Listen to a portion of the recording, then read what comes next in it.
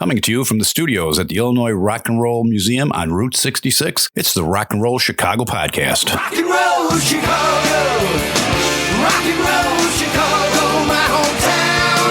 Well, I was born in the city, gonna rock the city, Chicago.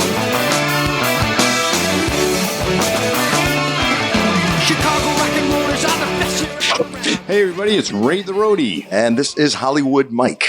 A hot Hollywood Mike. I mean, temperature-wise. I didn't know you cared, Ray. Not like in a Studley way or anything like that. Do you really? You gonna let that go? Or do you want to ask Paulie to edit that part out? No, Paulie, leave it in. You just leave it in there. It's what are you coming from the beach or what? Yeah, no, actually, I'm coming from Naperville today, and on the bike. Yeah, absolutely. Yeah, you know what? So I brought it in. Look at this. Let me see.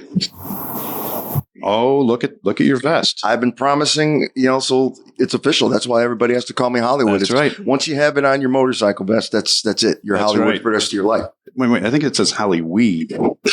No, it definitely says Hollywood. Does it Hollywood? Okay. Yeah. My old eyes. Yeah, it definitely says Hollywood there. So did you get your invite?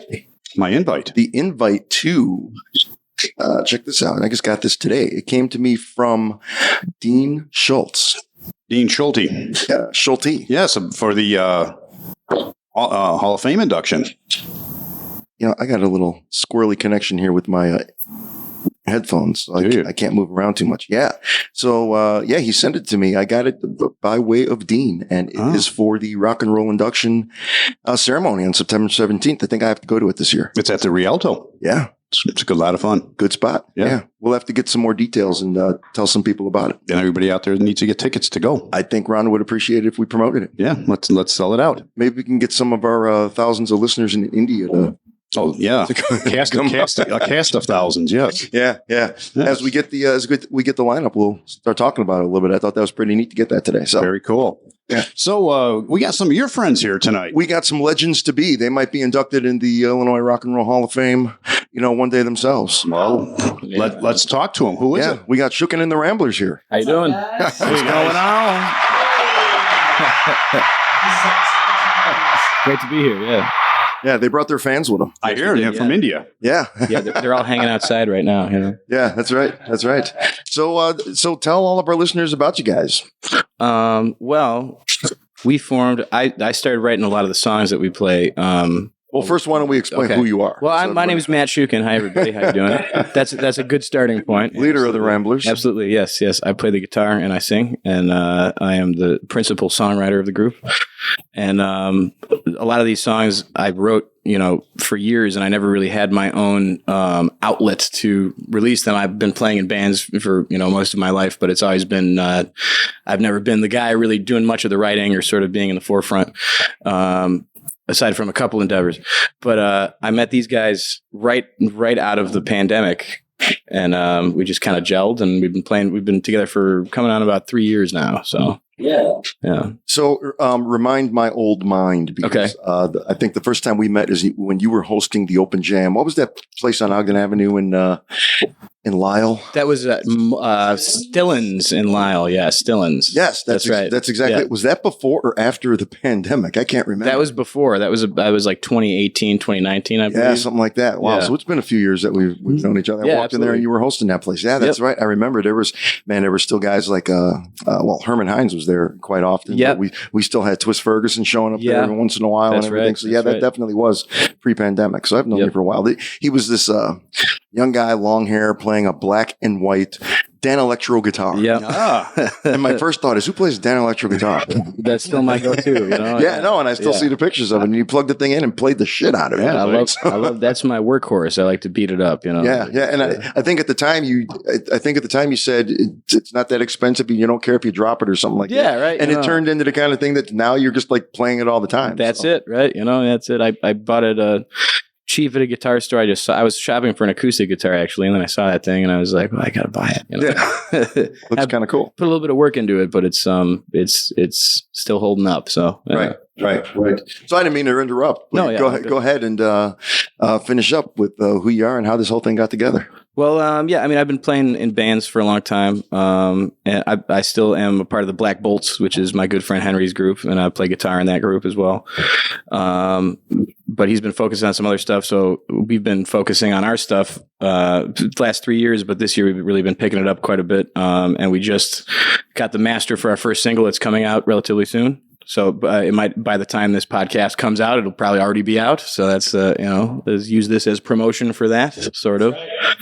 And it's just, it's exciting. We're finally getting the ball rolling after getting tight and getting comfortable and sort of moving it forward. So right. What's the name of the single? It's called The Water. Okay. Yeah. And people can get it where? It'll be on Spotify and all the stuff, and we'll see it. We might. I don't know if people listen to CDs anymore, but we were thinking about having some CDs to give out. But Okay. That shows you a little bit about the age gap, because we're sitting around here going, I wonder if people are listening to vinyl anymore. Yeah. And he's like, I wonder if people are listening to CDs anymore. I collect records myself, so I got a vast collection of vinyl records, and Vinyl's making a comeback. Yeah, absolutely. Yeah. Yeah, Look right behind you.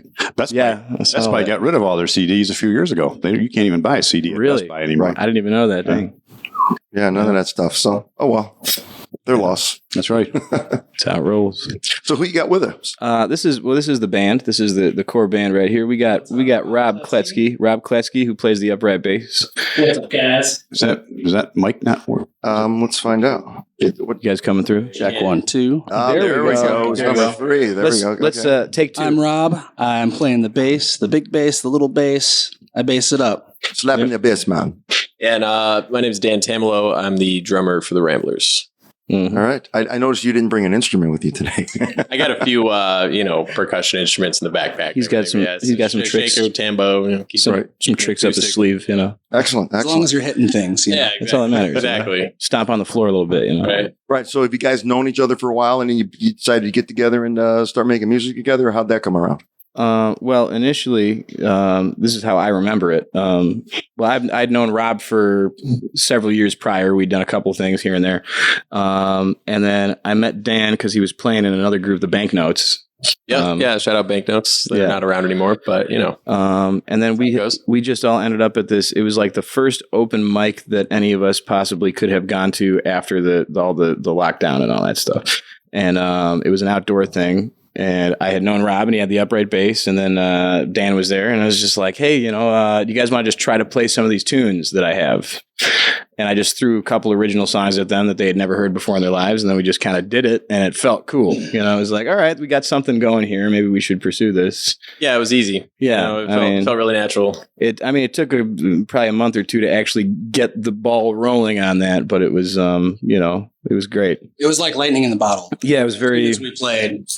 It was a very felt good in the moment, So it's like, well, let's explore this and see what we can do with it. So do you guys have a song entitled "Lightning in a Bottle"? No, but that's a great idea. Not yet. That's the answer. Not yet. There you go. Yeah, we'll soon. Go. Yeah, absolutely. By the way, you heard it first here on the Rock and Roll Chicago podcast. This is where it's more lightning in a bottle, inspiring the lightning in the bottle. There right, you go, right, right. Yeah, I mean, you don't have to lean over and you don't have to lean over him or whatever. You can grab hold of that thing and move the microphone wherever you need to.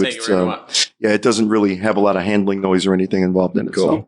So the whole bit. So what makes a young man such as yourself decide that, I'm going to go out and I'm going to buy this giant upright bass and I'm going to start doing that because nobody else is doing that right now? Yeah, well, some of it is nobody else is doing it right now. So I'm a big fan of anything novelty. I like weird things. But I've been playing upright bass for a little while. I was more of a jazz guy at the time that Matt and I had ever gotten together, and playing with him a little bit and hearing his original songs and where some of his influences come from, this old world rock and roll. Things have this kind of swing or shuffle sort of feel. It's a thing I wanted to do, this kind of rockabilly vibe with it.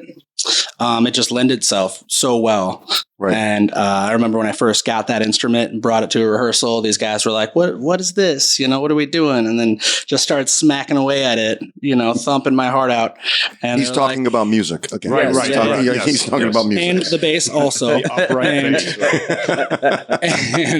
It just kind of worked really well. And so we just kind of been rolling on it. And I've been fixing this thing up to be more and more electric worthy, and kind of try to bring some of that back. We've been rolling on it. We've been standing on it. We've been beating the heck out of it. It's also it also makes for a good prop. Yeah. It's a great percussion instrument too. Oh yeah, absolutely. Absolutely. So what is it about that rockabilly style? And I opening this up to anybody, what is it about that rockabilly style that kind of speaks to you? So I'm not world's biggest rockabilly fan. I just like the instrument. So part of my motivation is I kind of want to take this, what is typically thought of as, from a different era, from a specific genre, and start pushing it into, like, who says like an upright bass can't be in heavy metal, for example, or anything like that. It does everything that the electric bass can do, Right. It just does it differently, and it's a different sound, and it's a different approach to all this stuff. So right. That's some of my motivation, is kind of take it out of that stigma, if you will. Yeah. We have a running joke we're a rockabilly band that doesn't play rockabilly. We don't really play rock. We have a sort of a rockabilly setup, and we have rockabilly influence, but I would not consider our genre or the stuff that we produce rockabilly music. Sure. I love Carl Perkins and like the Stray Cats and all that stuff. Big influences on me, but we sort of take from a lot of different places and try to sort of mesh it all together and make our own thing out of it. So. And we're going to hear that momentarily. Yeah, absolutely. Yeah. For sure. Were you about to say something? I think I interrupted you. No, I was thinking that he already hit on it, but just saying, we look like a rockabilly band. We don't play rockabilly. So it's kind of funny though, because it lends pretty easily to, for us to play like car shows and things like that. People always they see the upright bass and a bunch of vintage cars, and, we're right in there. So it's like, it really kind of helps with just the image too. It looks cool, all that kind of stuff. So, right. We're very adaptable. We can play any event you want us to, Right. Jethro Tull put a flute to rock and roll. Yeah, right. Yolo put a cello to rock and roll. Oh, yeah. I mean, it'll work. Oh, yeah. Absolutely. Geez, Robert Randolph put a pedal steel guitar to rock and roll. Yeah. There you go. An instrument that's traditionally a country instrument. That's right. True. That's what everybody thinks. You got to figure out how to work it in there. Right. Absolutely. So you guys are all from this, from this western / southwestern type suburb area of Chicago. Yeah. And of course you got connections and roots to Chicago. Otherwise you guys wouldn't be here. But of course. So what's your favorite thing about actually being a musician in this area? Well, I'd say the blues, baby. Well, yeah. Chicago and the blues go hand in hand, man, but I was gonna say it's just there's so many different and uniquely talented individuals in this area, and I feel like you don't get that everywhere. I feel like, just from my experience of traveling to, some places, it doesn't seem like it's as tight knit as it is around here. And I feel like a lot of people are very supportive, and everybody sort of is everybody's connected, but they're doing their own thing. Everybody's got room for their own thing. And I really think that's cool. Yeah. And we've all been in many different acts, different styles. Like I was in a funky ska band. I've been in a metal band. I've been in cover bands, country band, and I feel like it's cool because there's a place for all that stuff, It's diverse. And you got a little bit of everything anywhere you go. Right. Yeah. So often you go other places and you think, okay, I saw this guy playing rock and roll, so he's a rock musician, or I saw this person playing country, that's a country musician. But just around here in this area, it seems, no, he's a musician. Period. Yeah. That's all it is. And you can do whatever the heck it is that you want to do. That is true.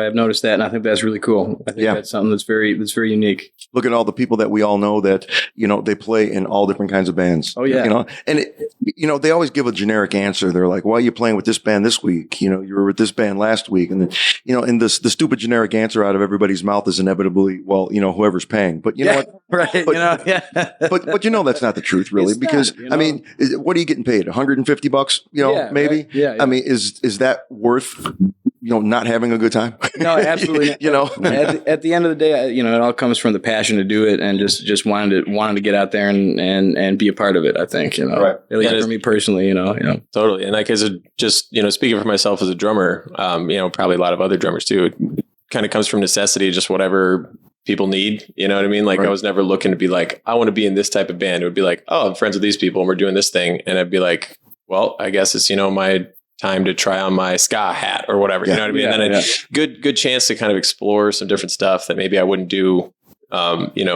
naturally. And that's what I like so much about this group, actually, this trio that we got going is I feel like, it's diverse enough in the rock genre, but like we kind of get to play what comes naturally to all of us. And I think that's why it works so well, is because no one's really trying to do something that they, need to fit this band or anything like that. I feel like it's just that we all just do this very comfortably. Right. Yeah. Right. Well, I think we should see an example of that. I think we should. Hey, Yeah. the trio thing, that means 3, right? Yeah. Okay. I believe so. Yeah. Yeah. Just want to make sure. No, it means tree in Spanish. Oh, that's what I was thinking. I thought he was talking about some kind of Spanish tree. So thanks for clarifying that for me. Yeah, we got a little live music coming up. Sit back, relax, go grab a cold beverage, cup of coffee while they set up. This is a song called No Canteen.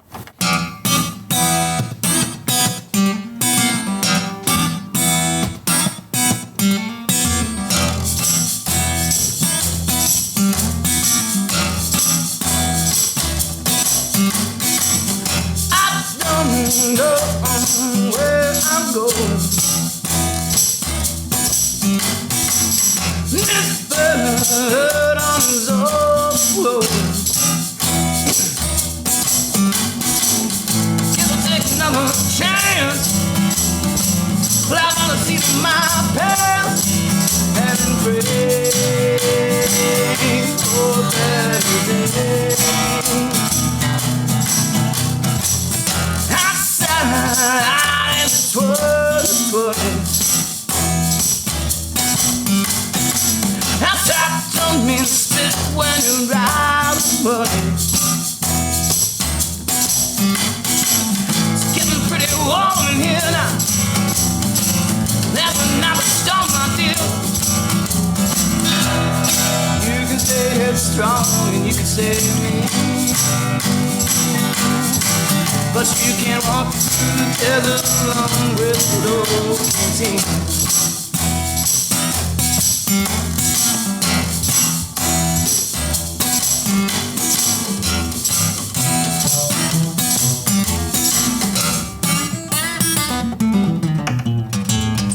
I'm my mistakes I've made before. And yeah, that's some story. That's the way it goes now. Now your friends have both. Some will stay and some will go. I guess it's a ghost train. Just to find and be to live. Gotta walk down the road now. Maybe talk a little talk, yeah. You can stay headstrong, you can stay mean. But you can't walk through the desert alone with no routine. You can't walk through the desert alone in no canteen. You can't walk through the desert alone in no canteen.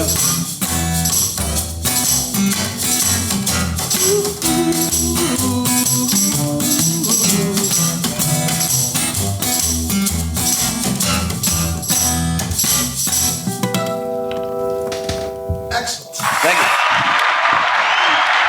Very nice. That had a snappy rhythm. That freaking rocked. Yeah, it did. Yeah, it did. And you know what? It's so funny. I mean, you play rockabilly music. I'm sorry. You do. Yes, there's elements of it. That song in It's particular. like swampy. It's swampy. That song in rockabilly. particular Yeah. leans more towards that. We have a lot. I feel like every song that I've written is leaning towards a style, and that's definitely within that element for sure. Yeah, for sure. Absolutely. Absolutely. They've said, oh, we don't play rockabilly music. Then I hear that riff and I'm like, Yeah. no, they don't. Yeah. Swamp Billy rock and roll. If you heard that without the upright bass, it would be the blues. Yeah, you're right. Yeah, you're definitely right. Yeah. I may or may not have been listening to a lot of Hubert Sutherland at the point that I wrote that. Yeah.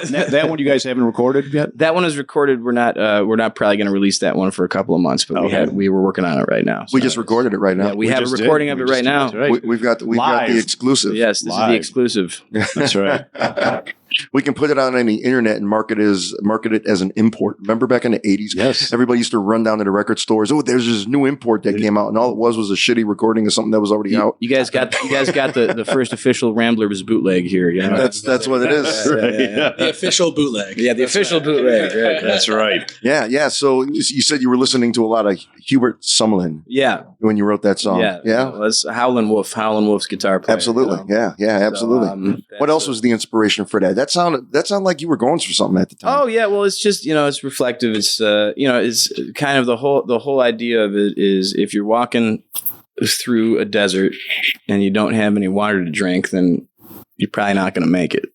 Well, and it can go a little deeper than that, absolutely, on many levels. So that's but that's, take that for what that is. And, it's good to have people in your corner. That's kind of what I mean by that.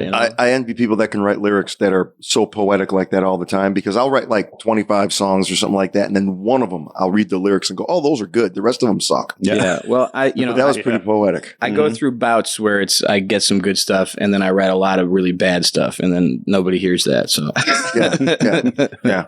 Those are going to be your remastered tapes after you're long and gone. There you go. Yeah, the vault, right? Yeah. But some of that stuff that it's not happening right now. You put it away for a while. A few years later, you listen to it again, and you read it again. Now suddenly you got something to put to it. That's true. That is true. You never think that it's bad. Well, and maybe it just doesn't fit into what's going on right now. The way that I look at the songwriting process is a lot of it is like a puzzle. And it's, say you come up with this riff or this melody or this line here and this lyric here and this part here and that part there. And then maybe Dan will have a beat or something, and then Rob will come up with an idea. And then it's all these different things at different times. And then sometimes it all clicks together. You know what I mean? So it's like, sometimes I'll be going back, I'll be listening to stuff I've recorded. I'm like, well, what happened to that? Why didn't I ever do anything with that? And then I'll bring it back in the mix and it'll be fresh, Yeah. So that's definitely. It just wasn't meant for that time period. Precisely. Yeah. That's exactly it. It's never a failed song. It was just ahead of its time. Yes, exactly. At the time. And you needed to wait for time to catch up to it. That's you had some kind of inspiration to write it, but it just wasn't all together yet. So you got to just wait. If anybody ever finds my notebooks, they're going to make a fortune. Hell yeah. There you go. Exactly. So, my songwriting process has changed a lot over the years. It used to be I would literally write the music and the words at the same time, because I couldn't seem to get to the end of some type of a musical phrase without having some type of a verbal phrase to go along with it. And I would just be stuck there forever. And over time, what's eventually evolved is I can't come up with words, because to me, words are expressing how the music is making you feel. So if I don't have the music first and it doesn't make me move, then I just don't even bother with the words. I know that I've got something if I'm playing it over and over again, and next thing you know, subconsciously I don't even realize it, but my foot's tapping. Yeah, and that's how I know I've got the music that I need. Then I go back and I put the words. Yeah, I'm similar. That's a jam, Definitely with the instrument or the melodic phrasing or the riff, whatever. That I'm the same way. Right. Those are the first pieces of the puzzle. Right. Matt, you're the key songwriter, but how much of your stuff actually ends up becoming a collaboration between the three of you? Well, I think all of it, because these guys they've taken some of the stuff that I brought to them. A lot of the songs that we have right now, and we've written some subsequently, but a lot of the stuff that I brought to them is stuff that I had written over the years, like I said, and I really had no outlet. It's just me strumming on an acoustic guitar and doing my own thing. I had a couple of, demos that I had recorded on my own. But when I brought it to these guys, the changed entirely. It was like just the rhythm. Dan's certainly the arrangement. Yeah, the arrangement. Dan's the way that Dan approached the rhythm, the way that Rob would do the bass on it. It was just something that I never even possibly could have fathomed in my head, and now that's what brought the song to life. You know what I mean? Right. So right. And we do. We work. We're working with some people that are helping us with arranging stuff as well. So that's. So we've rearranged a lot of stuff, and but I think we don't often have moments where we like just spontaneously collaborate and jam and like, oh, that's a song. We've had a couple moments where we spawn something like that out of it, but a lot of it, I'm not like you said, some of the best songs that I ever wrote are songs where I don't know if I had the lyrics, but I at least had the melody. Right. And then I could go in and fill in the blanks afterwards. Right. Exactly. Exactly. I'm Christy from Crime Cave Podcast. I've had a huge interest in true crime since my days of watching marathons of Snapped back in the mid-90s. I needed an outlet to talk about the cases that have haunted me for a very long time. With each episode under 20 minutes, I shine a light on some of the most bizarre cases in the last 50 years. Join me in The Crime Cave.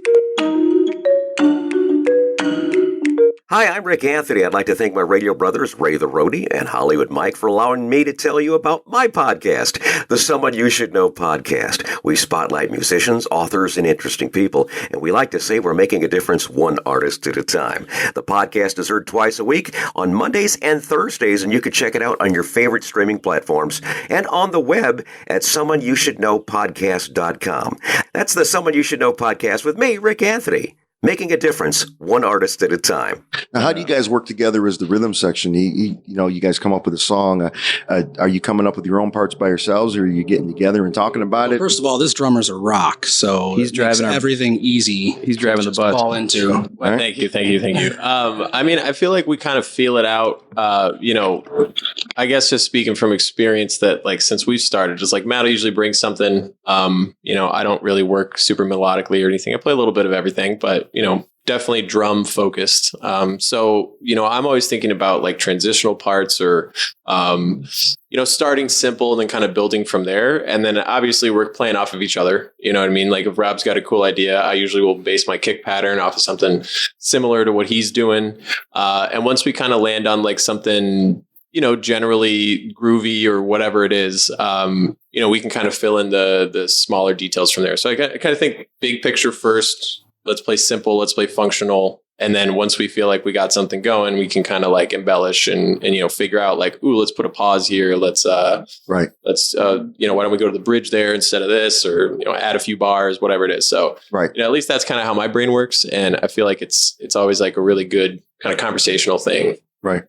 I liked that break in the middle of that song. That was actually kind of a surprise. Mm-hmm. That was really cool the way that went. It sounded like an ending. It sounded like the song was done. Yeah. I can see you playing that live. And exactly. And the crowd starts applauding. And you're like, nope, nope. on the recording, you'll hear on the recording of that when it comes out that I insisted that when we come back in on that first hit, I play the vibra slap. And that's my favorite part of the song. Yeah. Okay. We did have like layered rain sticks, but we decided against the rain sticks. Yeah. There's a running joke that every recording studio has at least one rain stick. And they want to make sure that nobody finds it. Right. For me, for the process, that was funny. He was like luring him like a fish. I was going to say, in terms of back to the writing process real quick, is like, I'm just kind of weird and I like weird shit. And in terms of this ensemble, there's only 3 of us. So there's a lot of space to be had. And so a lot of times, especially, most of what we have currently as our material is stuff that Matt already has, at least a concept, or right. So whatever I'm thinking of is like, well, what is Matt not doing? What is Dan not doing? Like what's something opposite-ish? What's something contrast that I can do, because there's all the space in the world to do it, Mm-hmm. So that's my idea in terms of arranging and writing with these guys. When you're in the studio, are you doing any extra guitar tracks, or are you just pretty much recording it the way you're going to make it sound live? Column A, column B. Yeah, I mean, the approach that we had with this, and we're probably going to, every time we do a session, we're probably going to try something a little different. But with this particular session of songs that we did, we have 5 tracked, and then we're going to track a 6th acoustic for it. With this approach, what we did is we gave Dan a click track in his headphones, and then we just all played live.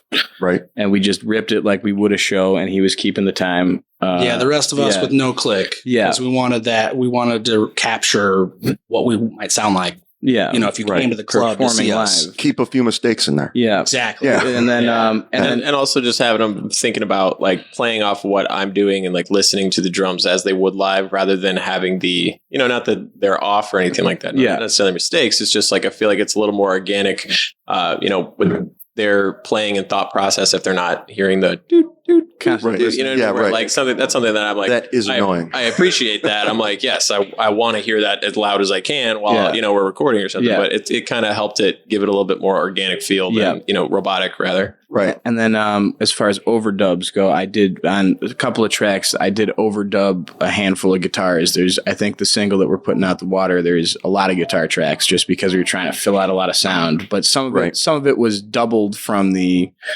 scratch track. Is there somebody singing outside? Yeah, that's what it sounds like. Yeah. Jam it out. Get them in here. You know? Yeah, come on in. You know? But the so like there's a couple songs where there are a lot of overdubs. I did overdub a few of the leads as well, and then I overdubbed. I did when we were playing live, I used scratch vocals. I overdubbed the vocals as well. Gotcha. Okay. But we tried to do as much as we possibly could to make it feel as raw and live as possible. Right. So yeah, that's good. Because one of the things that I hate is you like a song, then you go to see the band live, and then it doesn't sound anything like the recording. Totally different. I would prefer that you recorded it the way it's going to sound live, because I like if it's a 3-piece band and there's only one guitar player, and I love the fact that the rhythm guitar drops out with that guy rips a solo, and because it becomes interesting. All of a sudden, the bass player and the drummer have to kind of pick up some dead space a little bit. Totally. And it makes it. I mean, it tells a better story. 100%. It really, really does. It feels like you're there in the room almost. Right. You know?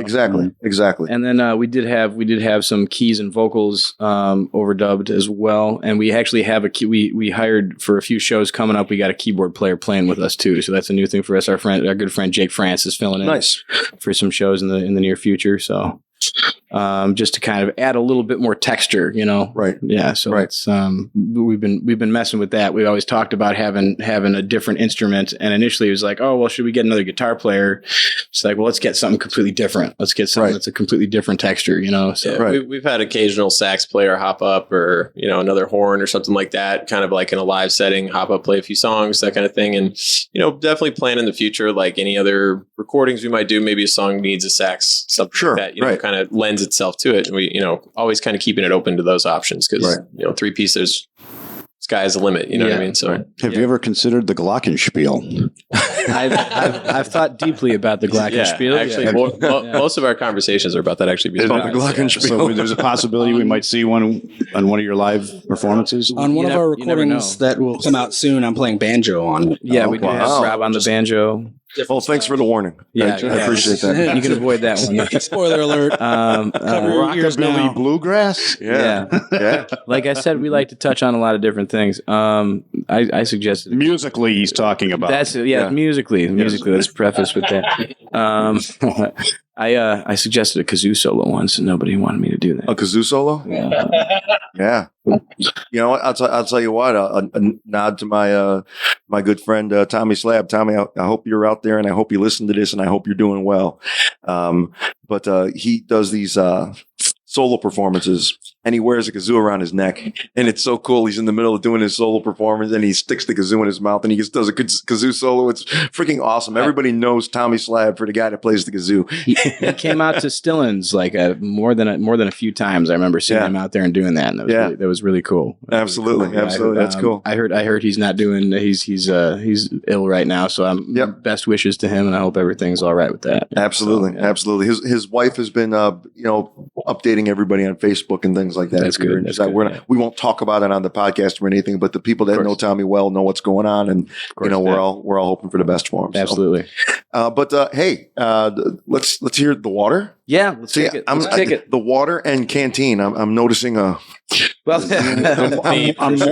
moisture-based theme. Yeah. We like our water. It's moisture pop. Yes, it's moist. Moisture pop. It's moist music. Moisture pop. We we came up with a name for our genre. H2O ability.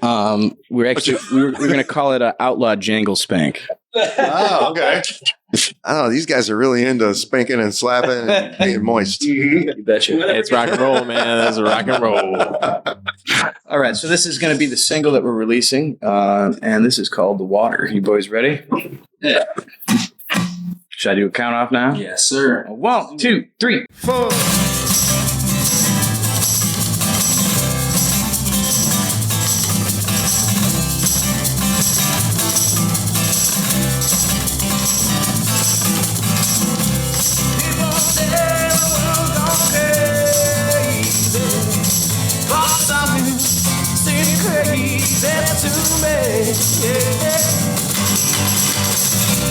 People say the world is dead.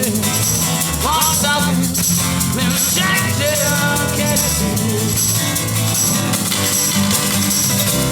you might say can't be found. God, but the water keeps on flowing down that stream. Holy man on the devil's door. Cause still water keeps on flowing down that stream. Yeah.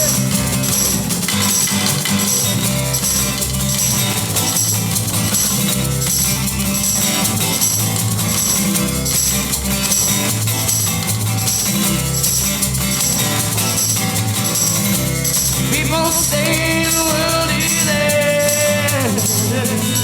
Falling, I was coming, can't you say? Yeah. Might say I'm a little crazy, but I don't feel too crazy to me. Yeah. You might say can't be found. Time for the water keeps on flowing down that stream. The holy man on the devil's door. The water keeps on flowing down that stream.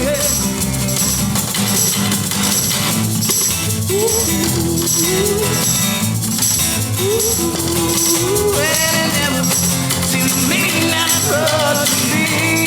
Yeah, cause that water keeps on flowing down that stream.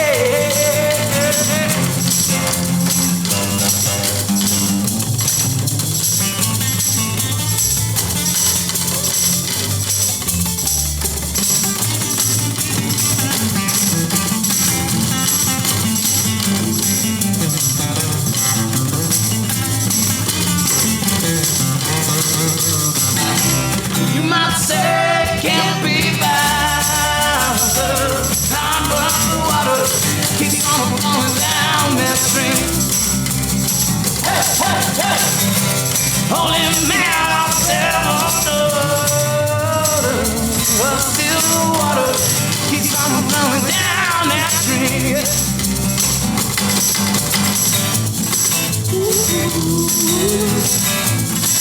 Ooh, and it never seems to mean that much to me.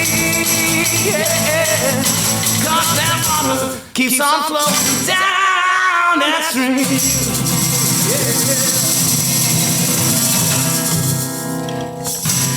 I'm giving them my own applause. I'm not hitting that. I'm not hitting that button. Live applause. That was awesome. Thank you. Fantastic. Fantastic. That's going to be your first single release. That's the first thing we're releasing, yep. of the not rockabilly band. Yes. Of the, That's right. the somewhat rockabilly adjacent band. Yeah. So Rockabilly yes, adjacent. Hey, rockabilly adjacent is rockabilly. Okay, that's fair. So we had canteen, we had water. Now, if we, Canteen and if water. we can get something with hops and barley. Yeah, That would be. We do have a song about drinking whiskey. It's a blues. It's a blues tune. That's something that we know a little bit about. Yeah. We do a little bit. Yeah. Whiskey or the blues? Both. Yeah, there you go. There you go. Yes. Some would argue as to which is more and which is less, but Yeah, that's true. no, that was absolutely spectacular. Thank you. good. Thank you I very am much. so glad you guys came in here and did that. Yeah, likewise. And did you see the message that I sent you on Facebook? Yeah, You did. So, So you brought the stuff in. That was awesome. Please, bring, Yeah, bring a guitar. Yeah. And for the future, everybody else that comes onto this podcast, please bring your acoustic stuff. Bring your acoustic instruments and do exactly what these guys did. Yeah. It's a lot of fun in here. Oh, Everybody has a absolutely. good time. So much more fun when we just have to listen to Ray and I talk. That's right. This is awesome. Yeah, this is fantastic. We're happy to play whenever people want us to. So here we are. Yeah. So where can people find you, social media wise? And we are on Facebook and Instagram as Shukin And The Ramblers. We are currently working on launching a full website, but I do have a press kit page for us on my website at mattshukin.com. SHU. SHUKIN.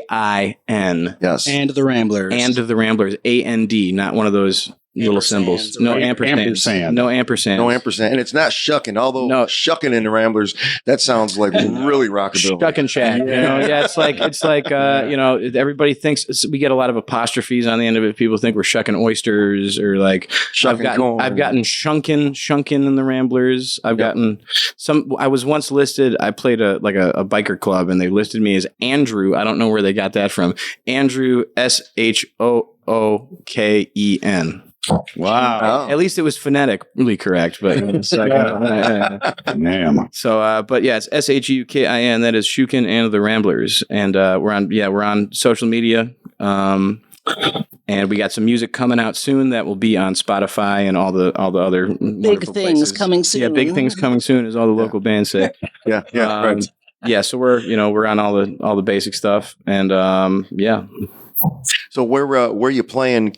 Say, what is it going to be? Somewhere around mid-August? Yeah, maybe mid-August. Yeah, where are you going to be around mid-August? Yeah. Well, our next, we're doing, this is going to be irrelevant at the point in time, but we're doing Taste of Westmont this Saturday, and then we're playing Homegrown Arts and Music Festival the following Saturday. But I believe you got a calendar up there, Rob. If I didn't have a calendar, I wouldn't know what I'm doing. Our next big thing would be, I think, September. We're doing all kinds of local clubs and stuff, but the next big one it's called the Widow's Harvest. Widow's Harvest Festival. Campgrounds. Yeah. Okay. It's this. So you like harvest widows and stuff? That's Guys precisely who, what it is. Pick one out and stuff. I'd like You that wouldn't one there, believe. please. It's a very roots rock and folk based festival. We're gonna blow them out of the waters with our drums and our giant amplifiers, and it's gonna be great. But it's like kind of arts and music festival, camping, and there's actually people from all over the country coming out to it. It's not a huge event, but everybody is there for the same reason, and it's an amazing event. This will be our third time playing it, and it's one of the coolest things that we've ever done. And it's just everybody there is very cool. Everybody is friends. Everybody is supportive, and it's a great crowd. It's a great time, and it's just there's acts coming in from Colorado and I think from Minnesota, St. Louis. So it's it's a very cool small festival that this guy Keith has cultivated, and we're really looking forward to doing that. It's always fun. Awesome. Yeah, I was gonna say shout out to Keith. Yeah, absolutely. He's done a great job with that thing, and just always a pleasure to play there. It's like one of our favorite shows. It's very cool. So. Right.